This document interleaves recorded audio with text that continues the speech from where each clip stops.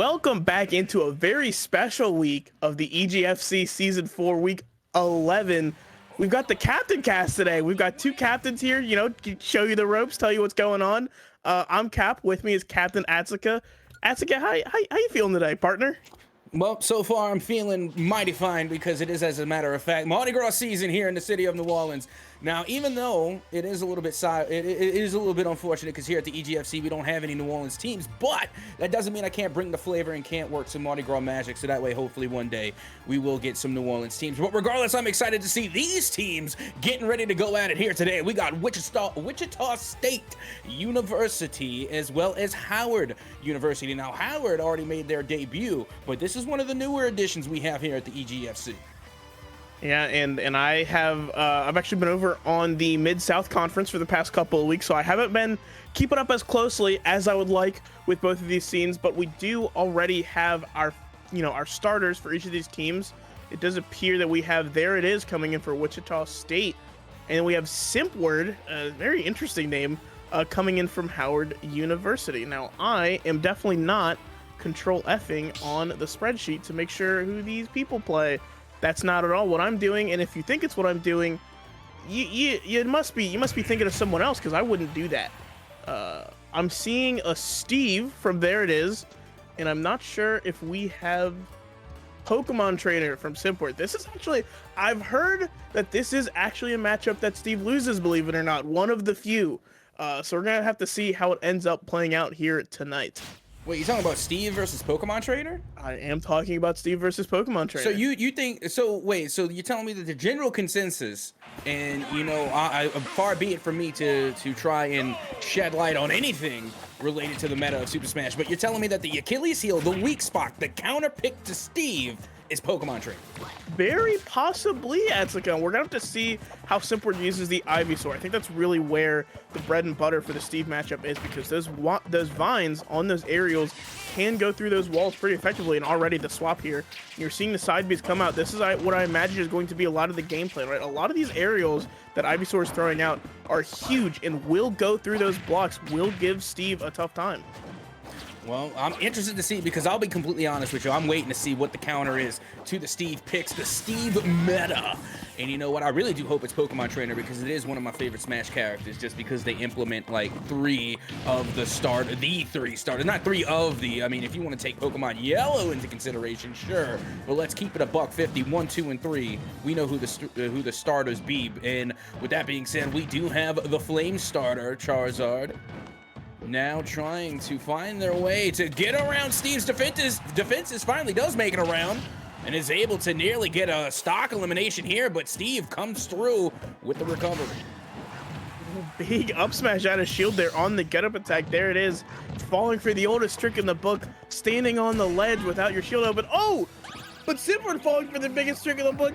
Don't get hit by Anvil ever in your life, and almost actually flirt once out of that situation. But the F smash is going to find the stock. We're back to an even game, Atsuko. Oh, yes, we are. And I got to tell you, you know what? I'm actually interested to see Squirtle go to work here, because we had some fun with the Charizard. We did. But honestly, I think Squirtle is probably one of the more underrated characters or Pokemon coming from Pokemon Trainer. And I'm low-key, they're my favorite, and I'm just not saying that because I have a water-type bias for the water-type Pokemon. But right now, you can see Ivysaur now going to work with a lot of the Razor Blades, and now the Razor Leaves going out as that Vine Whip does connect, now going down low. And Steve coming through with the rebuttal and continuing to build to get some better weaponry in that arsenal. Yeah, this is also something we're going to see a lot out of the Ivysaur. You're seeing a lot of times the Steve will connect, that upper wall, that lower wall, so that way they can minecart right through the middle if the situation demands it. But Ivysaur can just throw those side Bs directly through that little window. It's a kind of an awkward height that not a lot of characters can get projectiles through. Ivysaur one of the few with the short hop side Bs. Big up smash coming out from Simport, but not quite going to find the stock yet, but there it is. Pushing Simport over to the ledge. We're going to have to see how this plays out, as both of these people are going to get neutral back, but already, again, it feels like this is the problem with Steve. It feels like you approach him, you just get swatted away with an aerial. But speaking of swatted away, Simport going to take the second stock first, leaving There It Is back at 0% on a fresh and final stock. And whoop, there it is, right off the stage. Meanwhile, they're going to try and equalize very quickly. I mean, this is what we expect coming from There It Is with the Steve pick. But meanwhile, I do like the amount of distance that we're seeing Simport keep for the time being until that up smash does connect. Not enough to get the stock off though, but it only should take about one more clean hit, but no! Simpwort still holding on here on their second stock. Charizard is a big boy, but that minecart just might be it. Let's see what the edge guard is here. Oh, not gonna find the anvil surprisingly, and looking for the combo off of the block into the flare blitz. Would have been interesting if it landed, might have even killed, but unfortunately not gonna be the case. Gonna get the back throw off stage. We're gonna have to see what the edge guard is. The back air will confirm through. Only 51 on there it is. This is absolutely a doable comeback because we already see 18% on Simpwort, but Squirtle not just gonna take that sitting down, already coming out with these back airs and forcing there it is to the side of the stage. Unfortunately getting caught by the mic right there, but you know, no harm, no foul. Simpwort just keeps advantage here. Yeah, and the big danger you got to watch out for is when Steve gets those diamond weapons. Once the diamonds come out, it's trouble, nothing but trouble. Meanwhile, you can see Ivysaur going to work, simply just trying to throw out a lot of these ranged attacks, trying to keep them from building and getting that chest up to the diamond level. Meanwhile, you can see there it is, trying to keep that Ivysaur at bay, trying to keep them at distance range. But now, here comes the flying fire type. Charizard with a huge tail whip in order to get the final stock elimination off of whoop.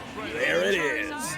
Hey, what did I say? Listen, the Pokemon trainer counter to Steve. You know, maybe there's something there. You know, who knows? But I mean, I really liked, again, I think that was just mostly Ivysaur, right? Squirtle, unfortunately, can't get too much done in that matchup. Hey, listen, I'm with you. I think Squirtle's super cool. I think very underrated character in and of itself. But Ivysaur's just the man for the job in this one. And then just using the Charizard to hold on to those stocks at those really high percents. I believe we saw him go above 150 during the second stock. And I mean, that's just what you want to do now. I think the only thing you take away from that, as there it is you know, you can't just let up on the gas in some of these situations, right? Just because you're in the advantage state doesn't mean you get to, you know, just auto run forward and do whatever you want. Steve still has a lot of things to do, even at a disadvantage. We saw a lot of minecarts. You just kind of get shotgunned across the stage, right? Still got to be careful, even if Steve is the one getting hit. Now, you see, the question is that now if you're, you know, you're there it is, and that's really fun to say because you have to say there it is twice. But regardless, if you're on their side with the Steve pick, and now that you kind of see that the Pokemon trainer has kind of figured your game out a little bit, are you going to try and change things up? Are you going to look into your bag of tricks and maybe pull out something to counter the Pokemon trainer? And, you know, that to me is really interesting. It's thought-provoking because as much as I have tried to dive into different metas and to figure out what could possibly counter the Steve, I never sat back and thought for a moment, what is going to counter the Pokemon trainer? I mean, absolutely. That's definitely a fair question. I think if I'm there it is in this situation, I'm not worried too much, you know, about just swapping the character just quite yet. This is a best of 3 series, so if you do want to swap, now would be the time. I agree, but I think the Steve was close enough, right, that I'm not immediately jumping ship to another character yet. However, you know, if you are going to jump ship, Pokemon Trainer is definitely a character that can get counterpicked. That's the unfortunate issue with a lot of these characters that have been so good for so long. Pokemon Trainer, one of the first top tiers really to emerge, but you know, back way in 2017, 2018 when the game was first coming out, people were first getting adjusted to stuff. People have had a lot of practice against Pokemon Trainer, right? So if you're going to counterpick, you definitely know what you're going into, but it seems like we're going to find out exactly what the pick is here. It will still be the Steve.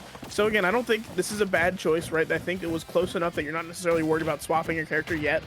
Might as well just, you know, give it another go, see what happens.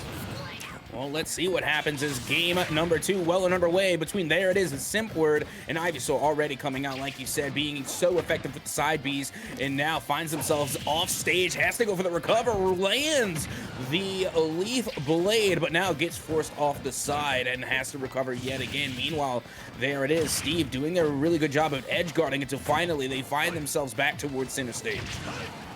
Yeah, this is already starting out better for there it is. If they get up to these higher percents, we're probably going to see a repeat of game 1, and we'll just have to see who takes the first stock. But again, this, you know, this lower block and this upper block, that window leaving room for Ivysaur to throw those side Bs is just you know, it's just miserable for Steve. It makes it so much harder to get these resources online, considering you have projectiles at, you know, every turn. And Simpward just not allowing There It Is to get back on stage. Finally able to get off the ledge, but not quite back to center stage yet. We're going to see if they can manage to swing it. A side B not going to connect into the up air, but again, right back on this ledge. The side B connecting, but no up B coming out. But that F smash will certainly do the trick. 112 on Simpward, finally able to seal away that stock. Oh, yeah, and that was a fantastic recovery coming from the side of Simpward. Keep in mind, at the very beginning, it was There It Is, bringing the edge guard to Simpward, keeping Simpward constantly having to recover, and then the shoe went onto the other foot, and it came to be Simpward to apply the edge guard. Now, they go flying right off the edges. They will lose their first stock. That was a matchup check if I've ever seen it. If you don't know, that block there into that back throw, you can tech that block, but you really got to know it's coming. It can be very hard to tech on reaction if you're not super familiar with some of this Steve jank. And speaking of Steve jank, we're seeing Minecart give There It Is so much worth for the, you know, for that one usage. Even going to beat out the Flare Blitz, which I did not know it did. And now you can see Simpward trying to use the aerial advantage over Steve. Meanwhile, they go back down low. The up B lands, being able to swing the favor back towards Simpward, and a nice up smash as well. Good follow-up here. Back to the edge guard. As you can see, There It Is. Has to recover. Finds their way back up on stage with a nice back throw in order to get Simpward off stage. And it really has just been a tug-of-war over towards this edge guard. And the unfortunate situation Simpward is in right now is that that up B out of shield and that up smash out of shield are both stale now, but it doesn't matter. Nothing's stale anymore, baby. You got a fresh stock as There It Is. Swift spike off the right side to take Simpward's second stock, and we're in a 2-to-1 stock situation, but I wouldn't be surprised to see Simpward return the favor in just a second here. Yeah, and I'm thinking about how they're going to do that. Are they going to come out with the big beefy boy off the rip, bring Charizard in to finish the job? But no, they're going to stick with the Ivysaur to get that down air and get the elimination. Now one stock apiece between There It Is and Simpward. An eye for an eye and a spike for a spike indeed, as we see this actually gonna go off stage there for a second, but it's all right, we're fine. We got back on stage with the Ivysaur. Gonna get caught with the very tail end of that up smash there, but already 30% eaten for that error in the positioning. Back to Squirtle here. I imagine we're just trying to get back to Ivysaur because don't necessarily want to be on Charizard quite yet. You know, does get hit with a lot of stale or you know, stray hitboxes, but actually is going to okay, never mind. Simpward just gonna scare There It Is off the stage, we'll go with. And that's a strong start for Howard. You're not complaining about that one. Oh, absolutely. I think it does say in Super Smash Proverbs that we take those, and I'm pretty sure that the side of Howard University is going to take those all day. No problem there. No, hair off their chin. They're just gonna, look the other way on that one and take a dub for a dub. But regardless, that was a fantastic fight no matter which way you look at it. Again, it's really hard to see any counter for the Steve picks most of the time, but right now the Pokemon trainer from Howard University seems to be the perfect counter for the Steve coming from the side of Wichita State. Absolutely, and that really did feel like someone who's practiced the Steve matchup. Outside of that one little, that block interaction, the back throw into the block, maybe not quite prepared for that one, but everything else we saw, even just to the side Bs, right? Just making sure that Simpward is short hopping every single one of these side Bs to make sure they're fitting that really narrow gap between the blocks. Just really smart play coming out, and I would definitely say that they earned that win despite the way that set did end. Yep, that they have, and now they go up 4-0, but keep in mind, still plenty of Smash left to go between these two schools. Wichita State University still could have some tricks up their sleeve in order to come back into this fight. And I got to tell you, this is the best I've seen Howard University so far. They are still brand new to the EGFC. They have been introduced. They got jumped in. I'll be completely honest with you. They went up against St. John's, and they went through the initiation rites that first time round when I saw them debut. And you know what? They've come back better than before, and you can tell that they are already making a lot of progress just from the short amount of time they've been here at the EGFC. Absolutely. And speaking of Howard University, looks like we have our second player coming from them. Looks like it's going to be Miso, and I already did my little Control F thing. Didn't see any mention of Miso on our spreadsheet yet, so this might be a new player to the EGF as far as I'm aware. But on the side of Wichita, we do have a Aaron coming in, which, tried and true name. I'm definitely not again, Googling the things. You're crazy. I would never do that. Why would you even think that? That's crazy that you would even assume that I would even consider honestly doing that. It's just like really offensive to me. Sonic, we have on Aaron. I believe we have Aaron and actually as a sub for another game, and then as the Sonic. So really, the only data we have is just this one Sonic set, which it does look like, unfortunately, did lose in looks like a nail-biting 3-game win, both one stock apiece, but took it to game 3 and wasn't able to pull, clutch it up. But blind picking into Sonic can be tough, right? There's a lot of characters that struggle so heavily into Sonic just due to the raw speed the character has. I mean, yeah, one stat isn't going to get you by too much, but when you're so much faster than the rest of the cast, right, it definitely comes into play. Oh, 100%, especially because Sonic is that wild card pick. You never know when they're going to come out because there are certain answers to Sonic. People have been able to figure this out, but every now and again, if you don't know Sonic's not coming out and you're not prepared, it can definitely throw you through a loop. No pun intended. Boom. But as we get ready to head into game number 1, another thing that I'm going to be taking into consideration is how well they can use Sonic. They're not exactly, the easiest character to master, to say the least. So it's really going to be all about who's behind the sticks. And also, speaking of about Aaron being the one behind those sticks, I think we're going to need a counter in chat for how many times we say, you done messed up Aaron. And this is... is this the, I don't, like, hey, this is just a button check. Test. Yeah. So we don't know if these are the characters, but if they are, this is not what I would have expected. Kazuya and Inkling, I don't want to put too much stock into it, because again, this is a button check. We don't know if these quite are the characters yet, but if they are, this is going to be an interesting matchup, to say the least. Oh, if these are the characters, I'm all here for it. You literally got like a Tekken brawler going up against someone who's more of like a technical controller. They definitely have a little bit more range control of the map, and they do a lot of damage over time. But when you're coming from the other side with Kazuya, they can really do a lot of damage very quickly if they get in. If they are able to work the ins and outs, they can get a lot of damage done quickly. And then Inkling is like nearly the polar opposite. They are able to kind of have somewhat of a bleeding effect where they deal even more and more damage as time goes on. So if that is the selection, it's definitely going to be a doozy. Yeah, absolutely. I mean, Inkling, one of those characters that people thought at the beginning of the game was going to be really relevant, but people found out those combos that they do really aren't quite as true as we initially thought. So I think you hit the nail on the head here. There's going to be a lot of these two pieces, just these throws into aerials, and we're going to see a lot of these, shorter strings to try to bleed away, chip away at the Kazuya, maybe play that mid-range, right? Inkling, such a good dash dance. So it's so good. I don't think it'll quite go under the Electric Wind God Fist, but it might just be good enough to bait it out and then punish. And there's the Sonic. Okay, this is what I was expecting to see. Inkling v Sonic is a little more. I'm surprised that we saw the Kazuya warm-ups though. Maybe Aaron considering it, because I mean they were definitely practicing that EWGF.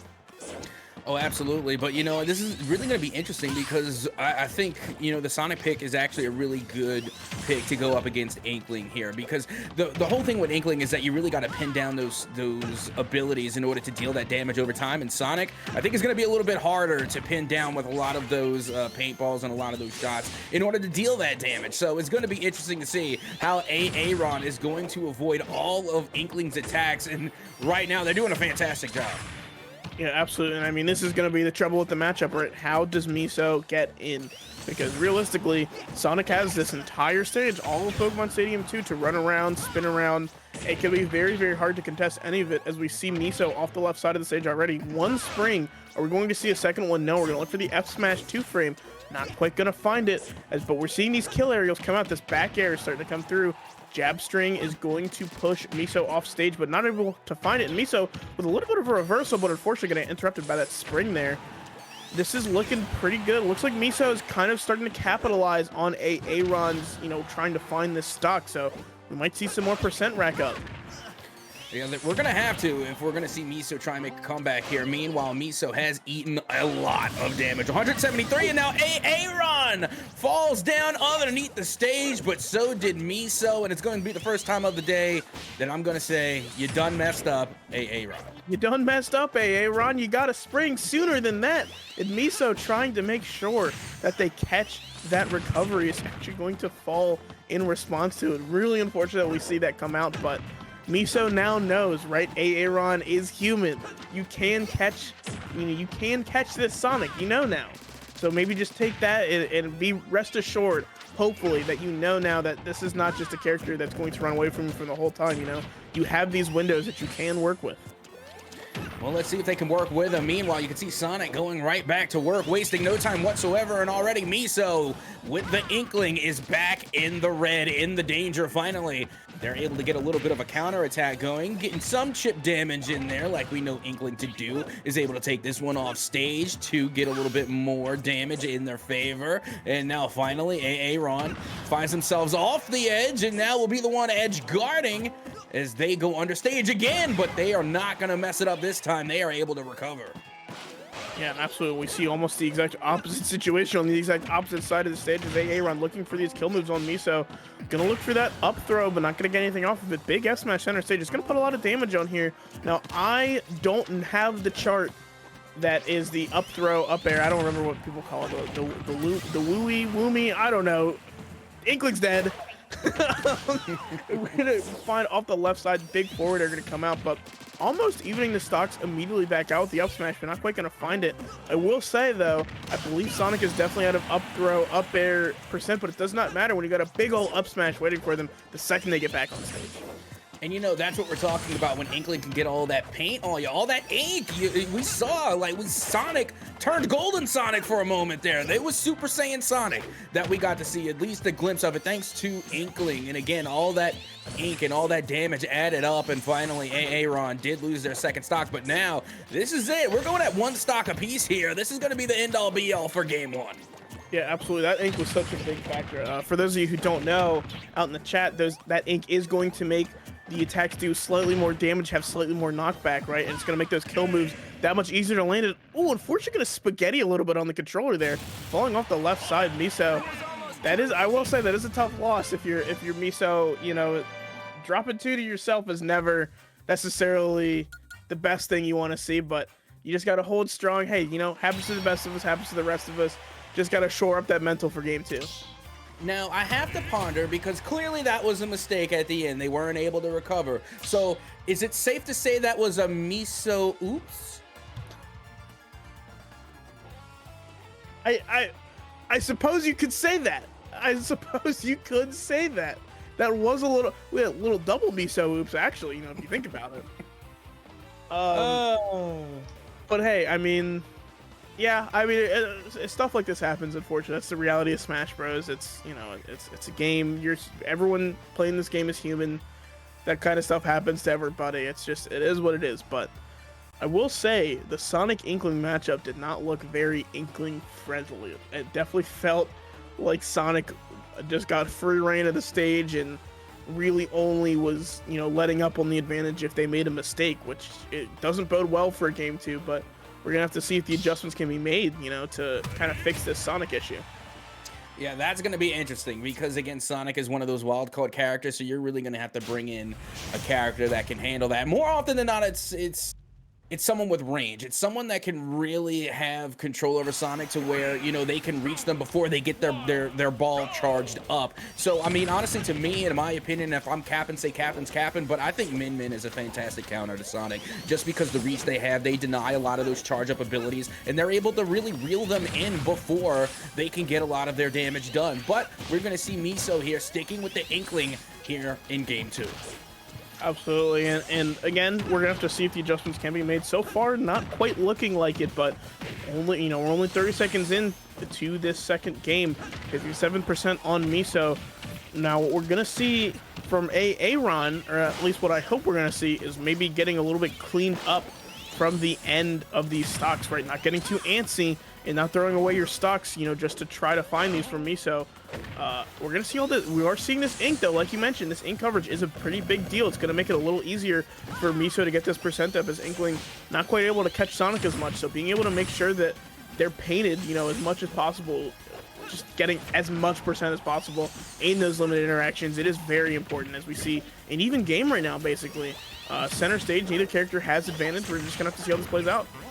Yeah, and you got to keep in mind, you know, with Inkling, you know, the longer that, you know, your opponent is able to dodge, duck, dip, dive, and dodge away from your ink, it wears off. It goes away. You can already see Sonic went from completely Golden Boy to now being 100% the true blue Sonic, and they're going right back at it, and they're able to take that and turn that into an advantage with 137 damage now as opposed to 86. And that will be the first stock off stage taken away from Miso. Yeah, big forward air gonna pop right off the right side there. Only 86% on Aaron too. Now with a little bit of ink, this could be kill percent, but as it stands right now, Miso still has a little bit more work to do in this stock, which does not bode well for them, as they're already sitting at 23% on their second stock. Yeah, but I gotta tell you, Aaron not wasting any time going straight to work, but they do miss the charged up forward smash off the edge, and they pay the price. Huge punish coming from Miso, as now they are starting to apply a little bit more of that damage. It is getting closer. However, the back throw coming from Aaron does put things a little bit more towards their favor, and they're gonna try and take 2 stock before Aaron can even lose 1. And they're gonna find that second stock, 110% on Aaron here. I do believe this says up throw, up air percent, but we're gonna have to see if Miso is familiar with those percent numbers, or even if familiar with the kill confirm itself. You know, it is Inkling's bread and butter, but it's not the most situational thing, right? It's not always going to be the best answer, especially against a character that, you know, how do you even grab Sonic in neutral, right? You know, while I feel like Aaron has no reason to let Miso grab them, so I don't think they will. That you can just keep moving around and getting away from it. Jumping right over that side B too. This is, I feel like, just going to be kind of the pace of the rest of this match. If Aaron is playing this smart, I think we're just going to see a pretty slow, you know, weave in, weave out style of gameplay. It's already 70%. Going to find that spring. Let's see if we're going to find a second one. No, looking for the F smash again. Going to let Miso back on stage. Going to give them a chance to stabilize, and actually going to find the roller. Finally, going to take the first stock off of Aaron there, but still 2 more to go. This is going to be an uphill battle. And there you go. That's how you get the job done right there, and there's nothing wrong with that whatsoever. You know, it's better to try it and at least take 1 stock off, but still, this is an uphill battle at this point. You're already at 80% damage. You're in that blood orange territory. You're not quite red, but that is a tough orange. But you know what? That orange has just now burst like a blood vessel. You're now in the deep red at this point at 90%. So again, this is just going to be a really tough comeback. Meanwhile, Aaron looks as though they are in full control of this bout, and will finally get that Inkling off stage and a little vulnerable here, but the recovery is there, followed by the down air, and now it is a real back and forth. Once again, a tug and war for this edge guard. Yeah, look, it's definitely catching Aaron catching the regrab on the ledge there, but not quite able to find much for it. Oh, that spring might spell the end of this stock, but unfortunately for Aaron, it will not actually. Miso able to find the ledge again, even after getting bounced off of the stage by the spring. Not quite stage spiked hard enough to really make it count. 70% on Aaron. Absolutely, we might see Miso take a second stock before this game's over. They might, but you got to keep in mind, they got to find an opening first. They are currently in the yellow, and by that I mean Sonic looking pretty yellow right about now, but it's really about finding those openings so that way you can constantly lay down that ink, and Aaron is just not giving them a lot of opportunity to get it done, and already Sonic back to their true blue self, and Miso looking very much in the danger in that 170 percentile, and that should just about do it. But hold the phone. It looks as though Miso is still in with 180% damage. Yeah, dash attack at those percents can be a little dangerous. Not necessarily known as a killing move, but especially when you're going across stage like this, you're not going to find much. That back throw should do it. Oh, very, very quickly going to do as Aaron takes game 2 in a 2 stock. And, you know, that's 1 point. 1 singular point Wichita now has on Howard University, returning the favor, saying, hey, I could do that too, but I could do it just slightly better than you can. Oh, absolutely. And I got to tell you, that was a great bout, especially with the Sonic pick. And, you know, I don't get to see too many Sonics. You know, I saw them a lot early on, especially last season, and then they started to dwindle out. And now for the first time, I'm seeing some Sonic come back in a major way. And, you know, it's really exciting to see. So I'm wondering if we're going to see any more Sonic play throughout the season, as we're seeing even more and more Sonic start to do well in a lot of these fights. Yeah, and there you're going to see how Aaron is taking these stocks. It seems a lot of them, you know, contrary to how a lot of Sonics play, right? A lot of them is that, right? You see that dash back at the ledge, finding the forward smash, and then finding the back there here. That's generally how we see a lot of Sonics play, is doing this ledge trapping versus edge guarding scenarios. But we did see Aaron go off a lot and actually almost cost them a lot of stocks. I mean, did cost them a stock in game 1, right? I mean, we saw that happen. Both of these characters fell. It was initially because Aaron had gone off stage for Miso and then just fell too far looking for the way back, couldn't find it. And, you know, that's the problem with a lot of Sonic speed, is that it's really hard to control sometimes. And, you know, it's an oops. We've seen 2 oops, actually. We got to see you done messed up Aaron, and we got to see the Miso oops. So, you know, it happens. It's something that we're going to see time and time again here at the EGFC. And it's really just about being able to make those corrections so you're not making those mistakes so often. But that's why we play in such long series here at the EGFC. So that way you get multiple opportunities, you get to address and acknowledge your mistakes, and then you get to work on them in real time. So the more that we're watching these players play, the more opportunity we have to see them actually make improvements. And that's what it's all about here, trying to become your best possible Smash self, right or wrong. Absolutely. And I mean, that's a big reason why we stream these, right? It's just, you have these players now, they have these recordings, right? They have, you know, maybe even our input. You know, I like to think I'm okay at Smashy Bros. You know, I've got the concepts down, I think, for the most part.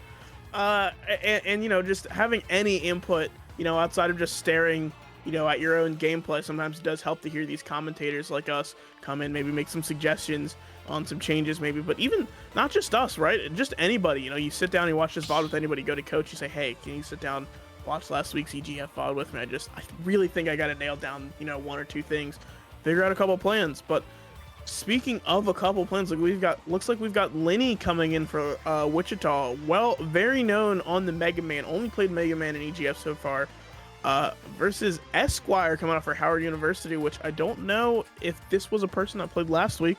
Again, I'm not looking up anything. I don't know why you'd even think that I'm doing that. Make sure we did see Esquire. Oh, I actually talked to production about this last week because I saw the score sheet.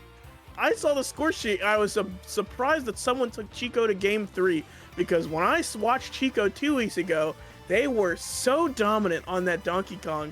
So when I saw that a Greninja had taken them to game 3, I said, I gotta know about this one. I guess this is the one.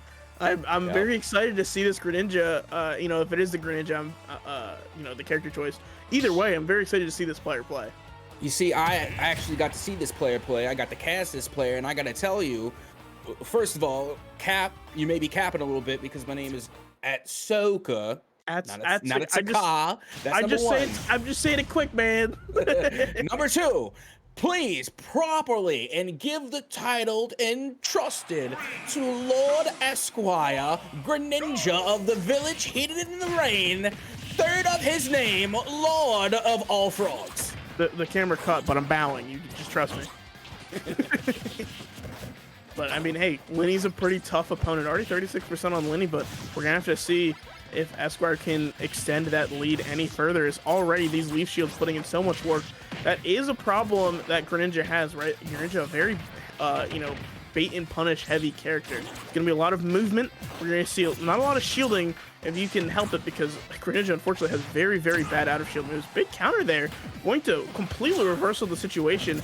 Throwing that side B on the ledge does force Esquire to shield it, but again, like I mentioned, we're going to see a lot of movement versus shielding. It's less about staying in place and blocking these hits. It's more about moving around them. As we see Esquire again, a second reversal, but not quite going to find much for the triple, as Lenny really smart with those side Bs on the recoveries. We're just going to stop a lot of action at those ledges. Yeah. And the thing about it is that I haven't seen too much Mega Man gameplay here at the EGFC, but I have seen Greninja, specifically Esquire's Greninja, as they are able to use that up air in order to take Mega Man all the way to the sky and then further on out into heaven. And that's going to be the first stock off of Lenny. Esquire now in the danger at 100%. Yeah, absolutely. Big first stock coming up from Esquire, but big up smash going to return the favor. Only 39% on Lenny. This is absolutely doable. This is basically the lead we saw Esquire start with during the beginning of the first stock. And, I mean, look how close that ended up being. So, absolutely not insurmountable. You already see the difference being made up. A Leaf Shield putting in a lot of work in this matchup. I wouldn't have necessarily thought of that, but absolutely does make sense considering Esquire, you know, is playing this Greninja, a character who really does want to move around you so much as opposed to staying in these shields and blocking these projectiles. It's really smart to be utilizing that Leaf Shield to just stuff any of those approaches. Yeah, and I don't know if you were able to catch on to this already, but from what I've seen in week 1 of the debut of Howard University, especially with Esquire, they like to play high risk, high reward. So they love using that substitution jutsu off stage and then going for the whole smash. Again, a lot of high risk, high reward. And that's the type of play style that Esquire has, which makes them a little unpredictable at times because you think, oh, there's no way they're going to go for this. When in a matter of fact, Esquire will go for it. So you really got to be careful when you're going up against a Greninja with this type of playstyle. And absolutely the character to choose for that kind of playstyle. A character who is not necessarily the safest in terms of frame data and shield stats and everything, but can absolutely get a large, you know, give him an inch, they'll take a mile. Greninja, a very high ceiling character, can get a lot off of single interactions. And we're seeing a lot of this movement come out from Esquire. I will say, I think the movement's pretty clean. We saw even just the last stock, we saw an up B straight to ledge, basically, from, you know, above the stage, just kind of knowing where to fall. It's not something you see every day out of Greninjas. So I will say, despite the score line that we're looking at here, this is definitely a talented Greninja. Oh, absolutely. But meanwhile, you got to keep in mind, Lenny still has that one stock advantage, and they're almost even in terms of damage. So Lenny doing a fantastic job so far of going head-to-head against this Greninja, because even if they go down a stock, you know, they're still going to be starting fresh with a whole new one. And as you can see already, as we have already pointed out, Esquire loves going off stage, and they will be absolutely punished for it from Lenny with a huge smash in order to get the dub. As now you will see Wichita State now with a 3-point lead. Picking up a quick 2 there for Wichita State will be Lenny on the Mega Man. That smash attack was very smart at that ledge there, right? We saw a lot of these rolls coming in for Esquire, really worrying more, I should say, about getting back onto the stage, being able to start moving around again more so than what we are doing at the ledges is definitely something that will get you punished. And we saw Esquire do, again, a lot of trickery at the edges, a lot of movement, right? We saw those neutral Bs off stage, just kind of hopping right over the lip, throwing them out. But at the end of the day, in this scramble situation, I'm sure just looking for the tech there, and we saw the air dodge get mashed. We saw probably the roll get mashed too. I think we did actually tech the side B there off the side of the stage. Yeah, did find the check, but just press the trigger so many times that you rolled right into that F smash, and that's game 2 right there.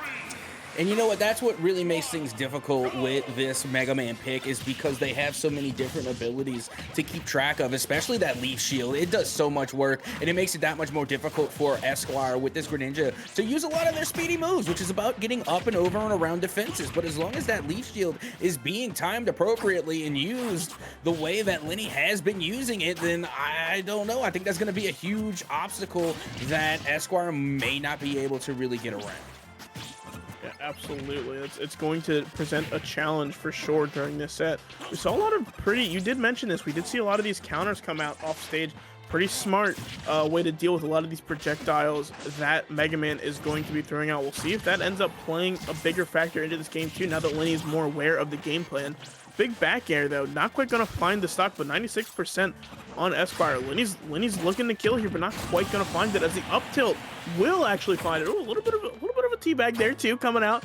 Only 85% on Lenny though. This is a pretty good start coming out from the Mega Man of Wichita State.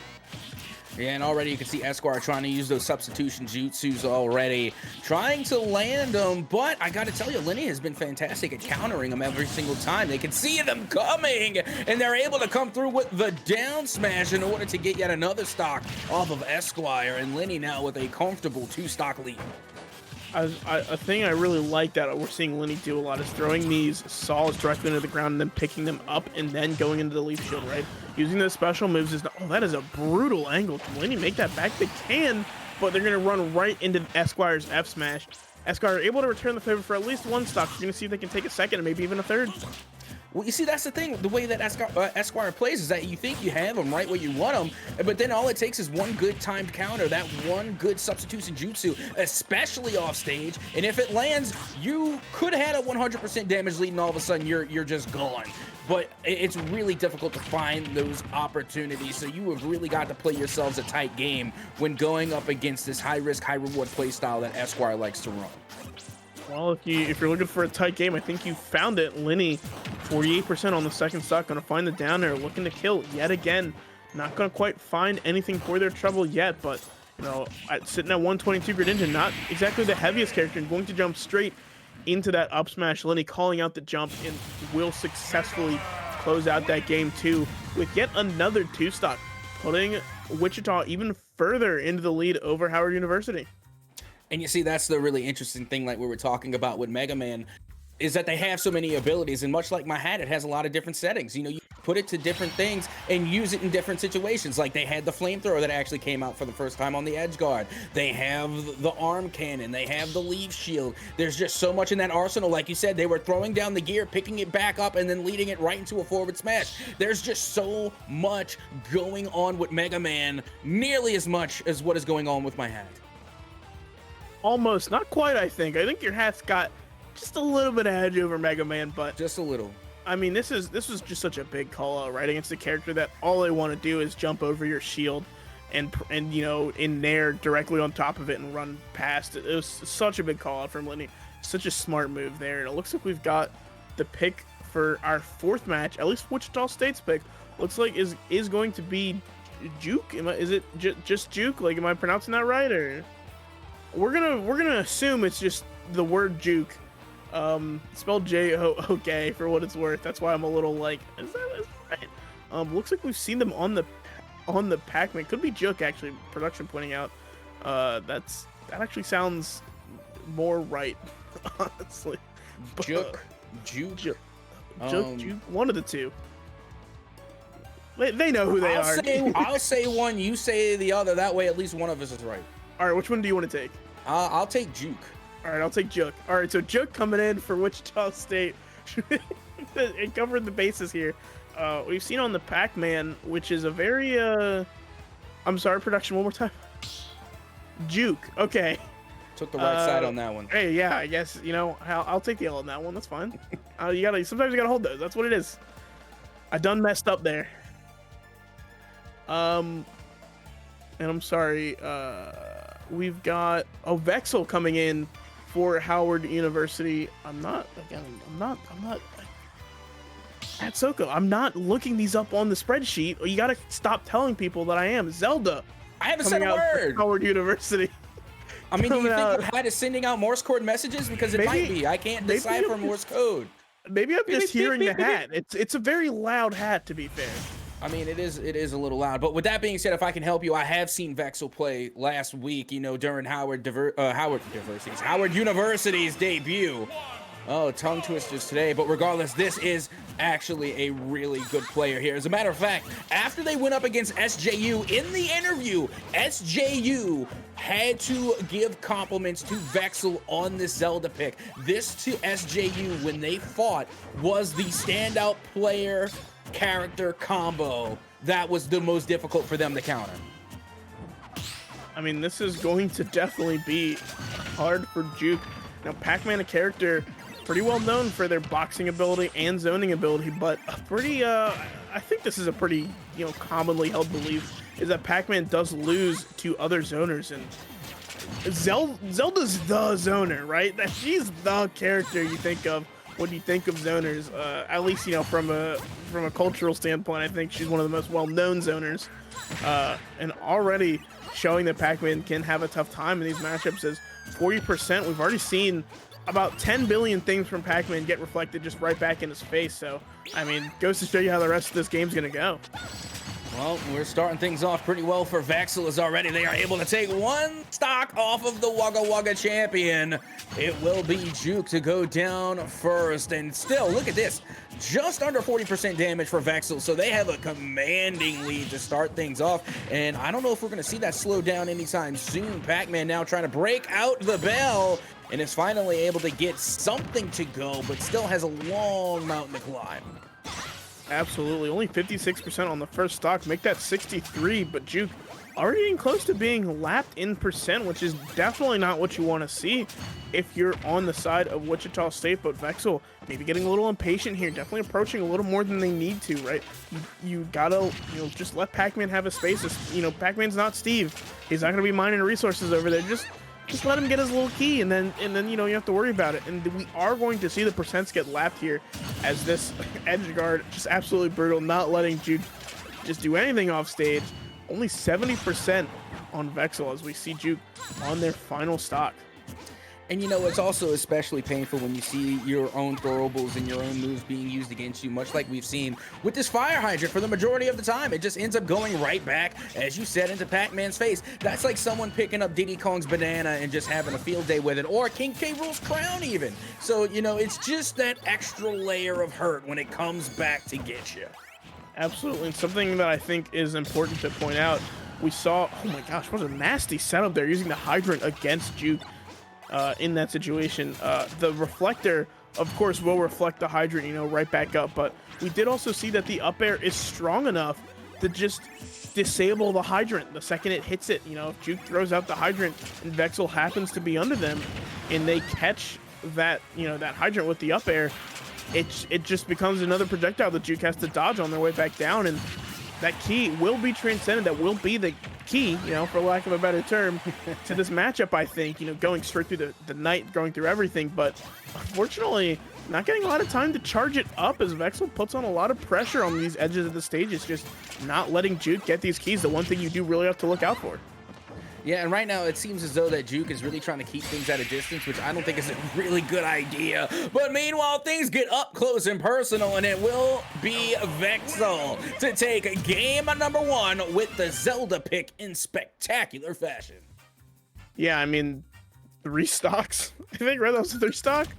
You don't see Zelda's 3 stock often nowadays. Not a character really known for those 0 to death things, but Vexel just putting on so much pressure into that Pac-Man, and I do think it stands true. I think Pac-Man loses those those zoner v zoner matchups, and again, like I mentioned earlier, Zelda's the zoner. That Phantom Knight puts in so much work right there, smash attacks, even that lightning kick towards the end there at a shield put in so much work for Vexel as we see that back air connecting to that sweet spot just absolutely launched so quick off the side of this stage. I'm genuinely a little curious how many frames that was, because look, he's there, he's gone, right?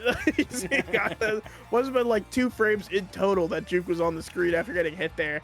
We're gonna have to see if there's maybe a stage counter pick here. I'd assume, I feel like the general consensus is you take Zelda to these smaller stages, right? Don't give them the room to set up the Phantom Knight, and don't give them the room to just back up throughout, whatever special moves they need to throw out, and then approach with whatever aerials they want to approach with. Just don't let them set up. But that might actually end up coming to, bite Juke right in the butt, because I feel like those smaller stages, Zelda can cover even more of the space all at once. So it really just kind of is, how confident do you feel in your neutral game?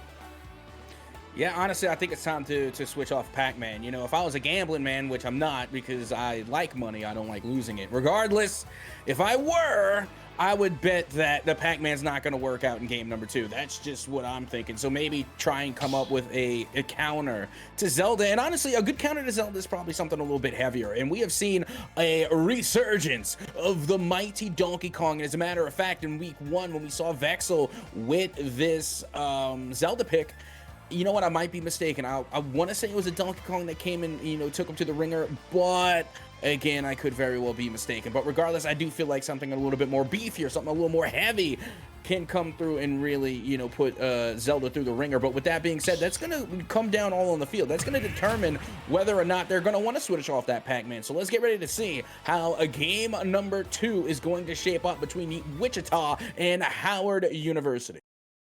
Yeah, we're gonna see if there's gonna be any changes made to the characters picked. Oh, production telling me there is a character change pick, but we don't know what it is yet. Is it gonna be a surprise for both me and you, chat? Let's find out. Oh, it's the MDVA special. Creepooba, I hope you're watching this.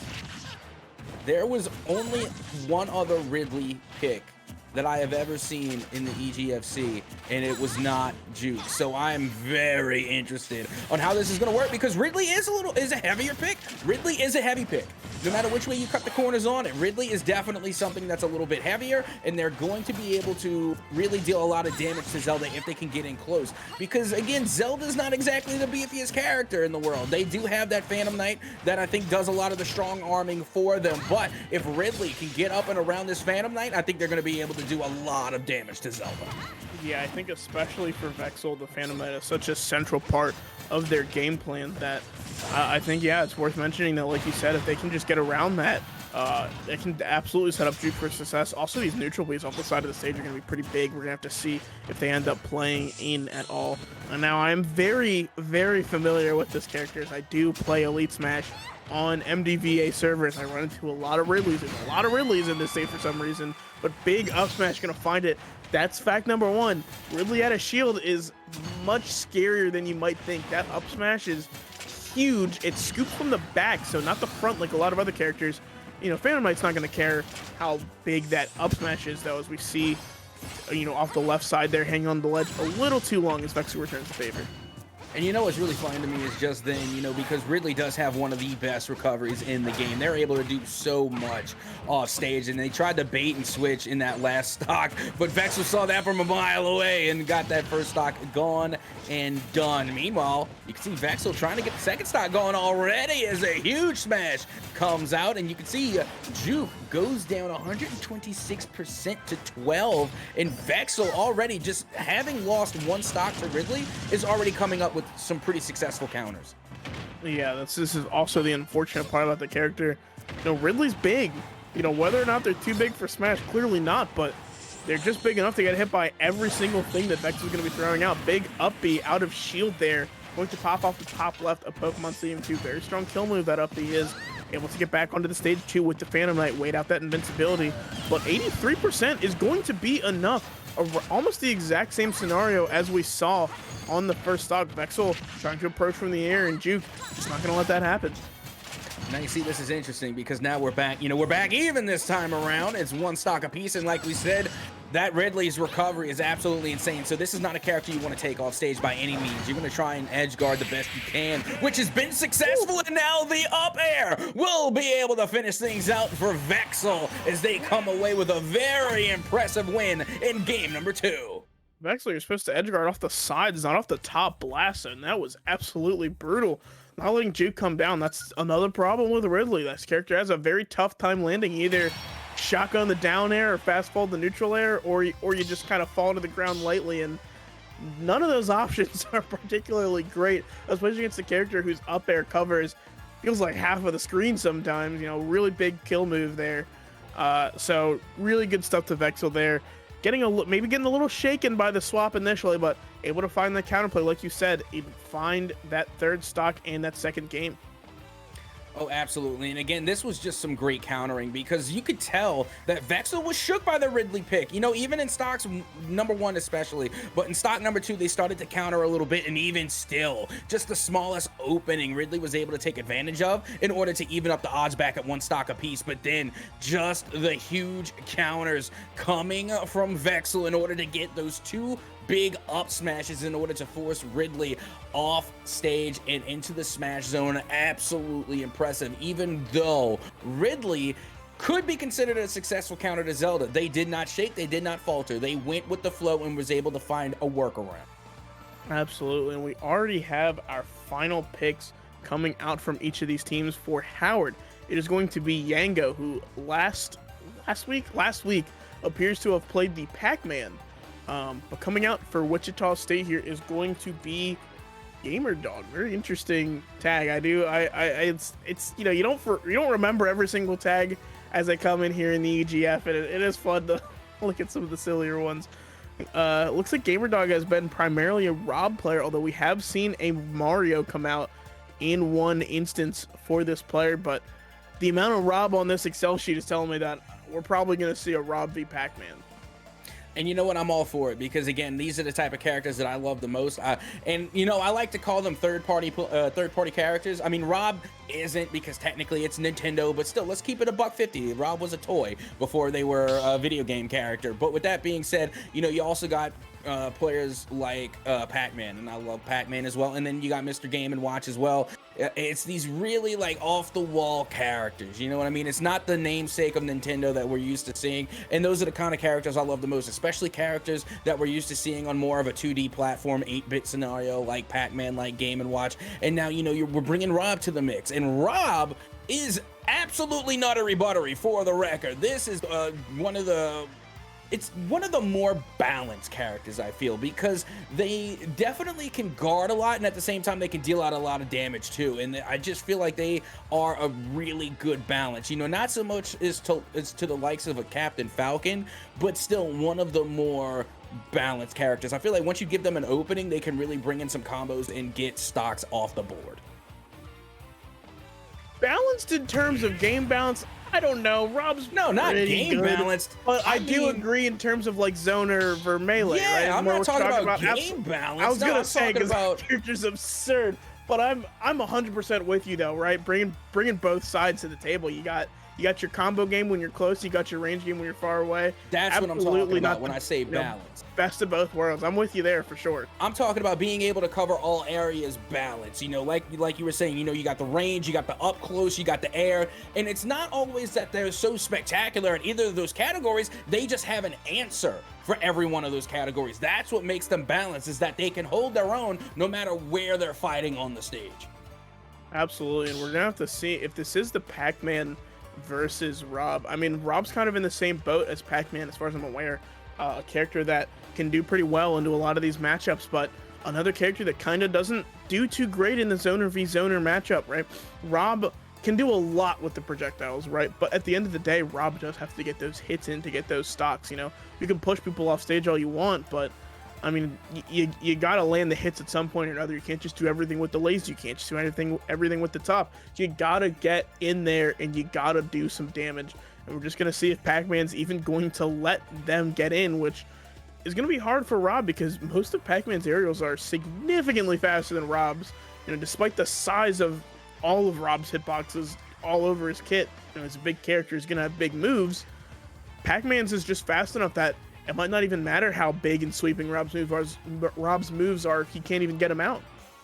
And you see that, I mean, facts, first of all, but we've also seen already how Pac-Man's moves can be used against them, and Rob is just the character to do that, especially if you drop a fire hydrant down. Rob's got a heavy enough hit to send that right back your direction, you know, and that's something you're really going to have to watch out for, even if you're going to try and throw out one of these, you know, the strawberries or an apple. You know, we had an incident earlier where we had a Pac-Man going up against a Bayonetta, and I said, hey, you know, the apple a day sometimes keeps the witches away, and it happened to be true in that matchup because Pac-Man ended up taking it.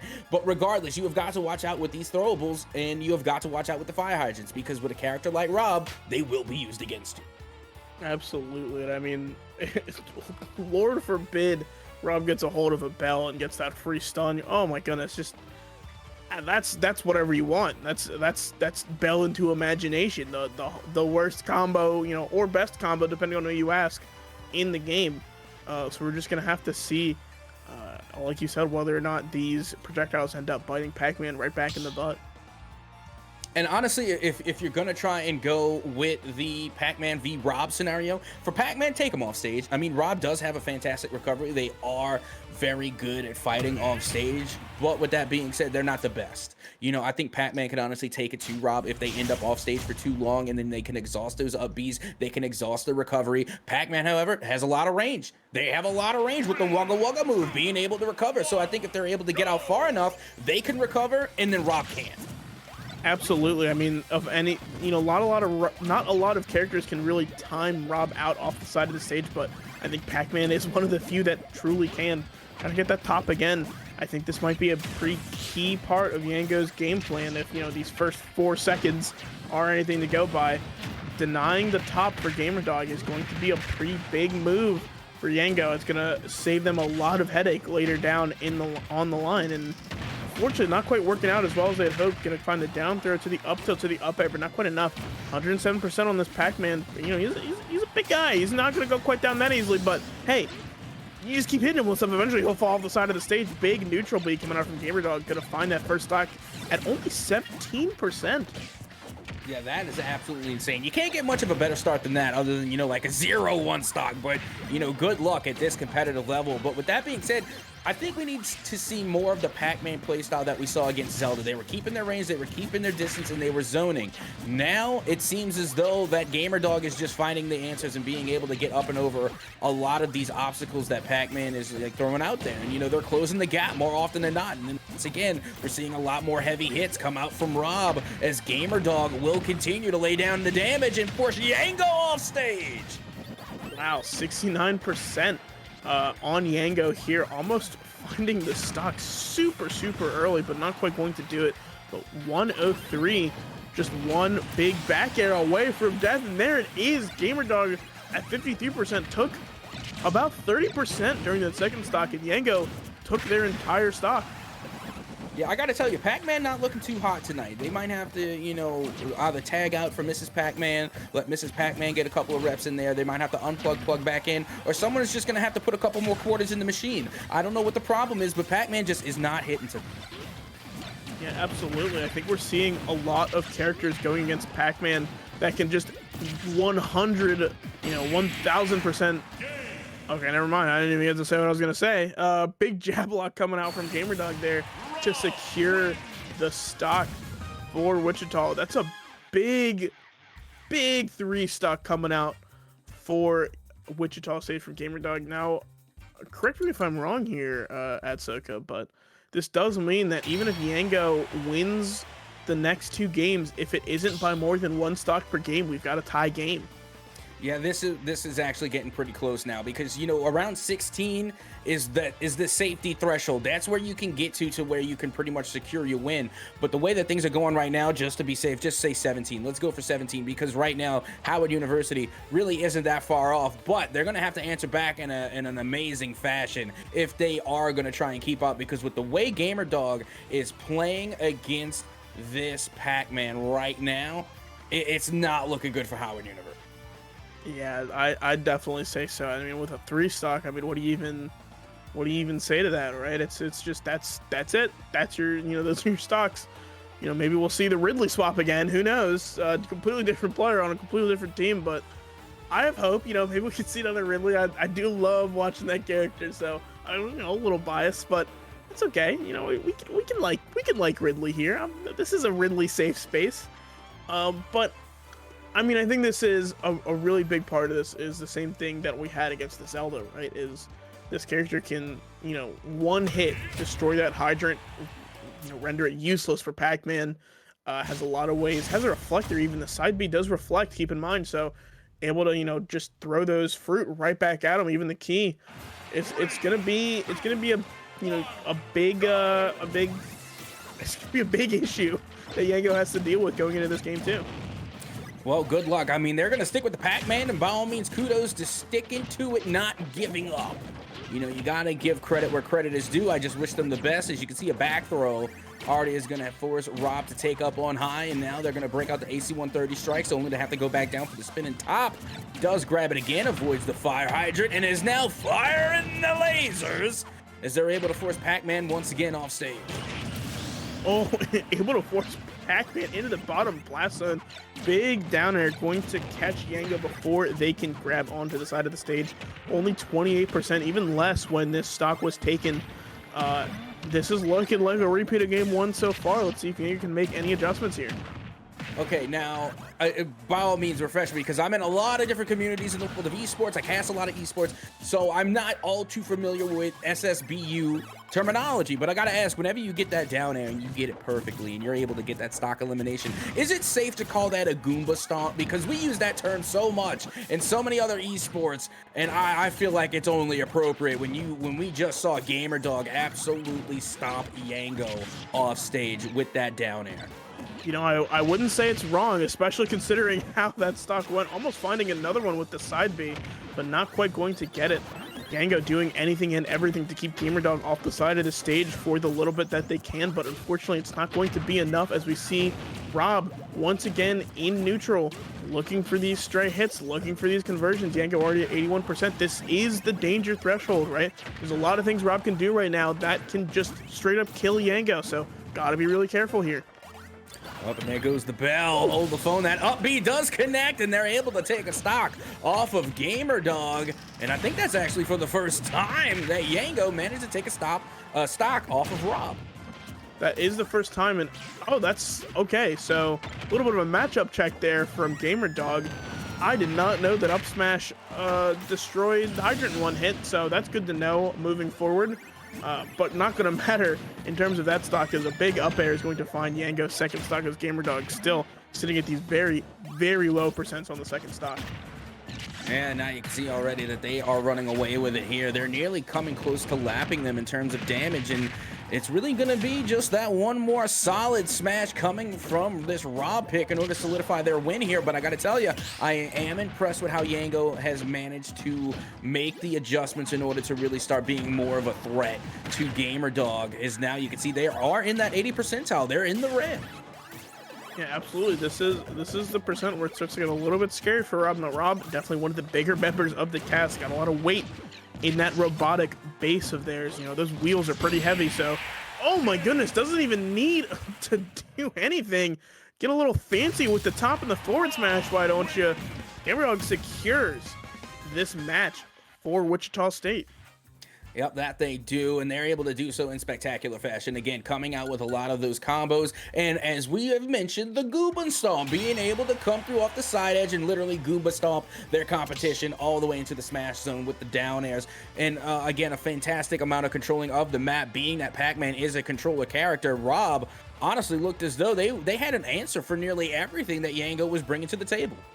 Yeah, I mean, whether or not that's the character or the player, you know, I think is one argument you could say. I mean, yeah, this is definitely a tough matchup, right? This is what is Pac-Man doing to Rob? But I mean, the amount that we saw GamerDog take it is definitely a skill difference between the players. I think GamerDog was the better player tonight, but I mean, we're just gonna have to see. You know, maybe they run it back another time and maybe it goes a different way. But I mean, GamerDog just played so well tonight, and felt like Yango was just maybe a little lost in the sauce for a lot of that match.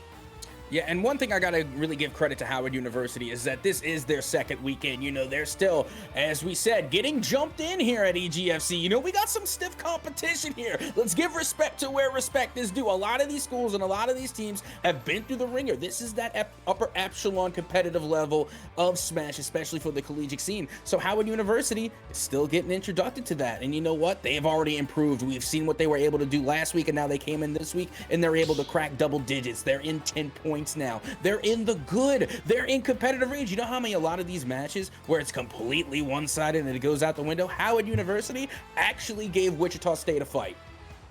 Absolutely. I would absolutely say that was a very good fight coming out from Howard University. I mean, we had a 1-point difference up until that last match, and of course GamerDog again, absolutely dominant play on the Rob, but up to that point it was incredibly close, and you know, I could definitely see that that going a little differently. You know, if Yango shores up those defenses, kind of figures out the way in. But it sounds like we're gonna have an interview with GamerDog. We'll get that set up for you just now, so don't go anywhere. We'll be back in just a couple of moments.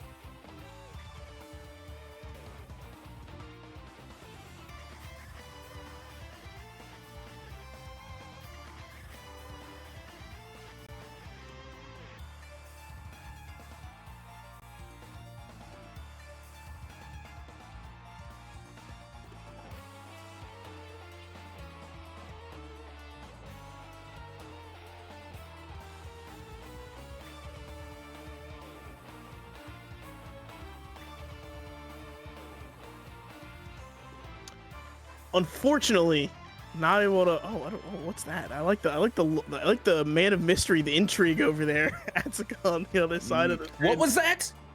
I'm just saying it fast. Atsuka. Sokotoa, Atsuka. I said it correctly every single time. This whole stream, you can watch the VOD. Yeah, that's right. You're darn tootin'. That's how you say it.